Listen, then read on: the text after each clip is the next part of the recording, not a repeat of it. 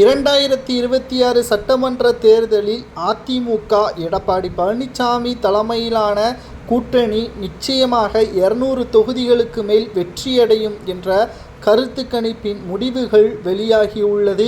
தேர்தல் நடைபெறுவதற்கு இன்னும் 12 மாதங்கள் இருக்கக்கூடிய நிலையில் தற்பொழுதே முடிவுகள் பற்றியான விவரங்கள் சேகரிக்கப்பட்டு வருகிறது.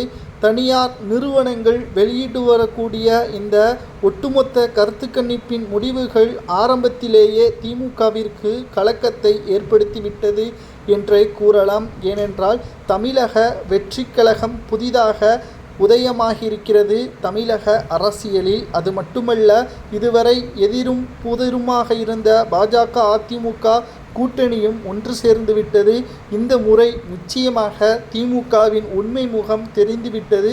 தமிழகத்தில் ஒட்டுமொத்த மிக மோசமான நிலைமைகளை ஏற்படுத்திய திராவிட முன்னேற்ற கழகத்திற்கு எதிராகத்தான் மக்கள் ஓட்டுக்களை செலுத்துவார்கள்.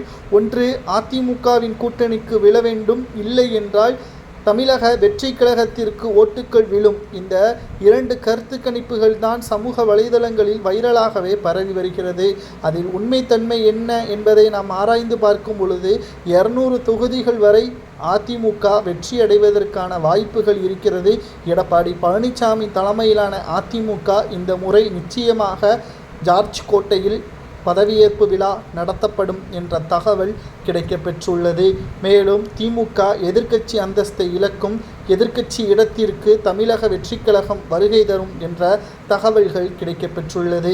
எப்படி 2011ஆம் ஆண்டு தமிழக நாட்டில் வரலாறு காணாத ஒரு நிகழ்வு நடந்ததோ, தமிழக மக்கள் விஜயகாந்தை தேர்வு செய்தார்கள், திமுகவை வெறுத்தார்கள்.